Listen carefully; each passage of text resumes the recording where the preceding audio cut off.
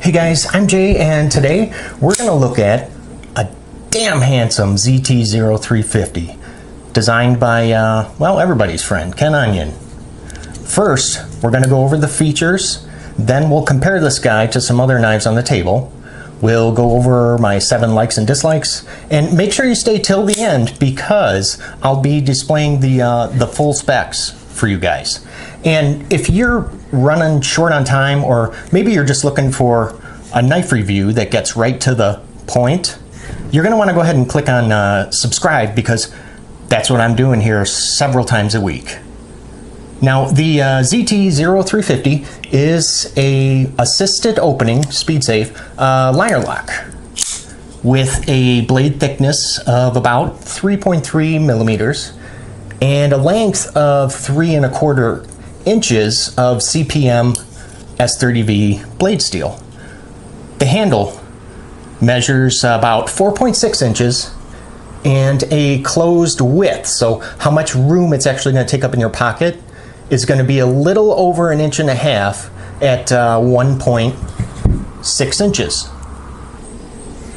Deployment of the ZT0350 is actually accomplished with the flipper, or you can also do it with the thumb studs, which I really do appreciate. I love when a knife has more than one method of deployment. Now, as far as the pivot system goes, they did go ahead and use bronze washers on the inside of this guy. Okay, what do you guys say we go ahead and weigh this pig? Yeah, looking at about 6.3 ounces, which is going to be about the equivalent of 1, 2, 3, 4, 5, 6, 7, 8 AA batteries. Now, you can actually pick up one of these guys for about $140. And actually, I have been seeing that that price come down a little bit. I've also noticed it for about like $125. Actually, I found this one on sale for about 99 bucks. So the point is that the price is actually slowly starting to come down a little bit.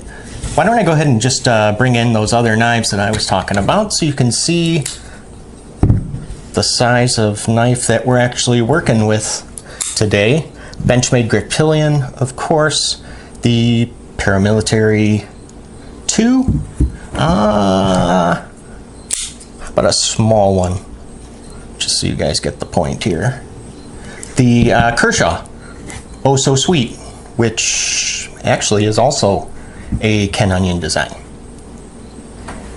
Now, there are actually quite a few other variations of the ZT0350. I mean, you can also, this is the blackwash blade, by the way, and you can also find it in a satin blade and one with a combo edge, so half serrated. Or, oh yeah, this one I like very much, in the tiger stripe blade pattern. Let's go over my well, 7 likes and dislikes about the ZT0350, and I'm going to go ahead and take out the tiger stripe blade just so we can kind of focus on one model alone. Now, I got to start out this list with the appearance, which I really do like. I love the broad blade. I love how it, just the whole knife overall is kind of short and chubby and compact, and I like that a lot. There is one small issue, and this is just a personal preference. I really wish that these liners were black, especially to kind of match, you know, the screws and the blade. But again, that is just personal preference. And I really, this black wash finish, big fan of, because it hides, you know, all the imperfections and scratches that might accumulate. Next, we're going to talk about the ergos, which I also like very much. The handle is wide, but it's not too thick, you know, at a ½ inch. It really does, it fills out the hand really good. The G10 on here is kind of aggressive, which isn't a big deal for me, but it's just something I want you to be aware of. The jimping is actually really good. They did not overdo it, which so many companies like to do nowadays. Now, next on my list is going to be the materials used, specifically the blade and the scales. Well, I mean, you know, it's S30V and black G10, so no problems there whatsoever.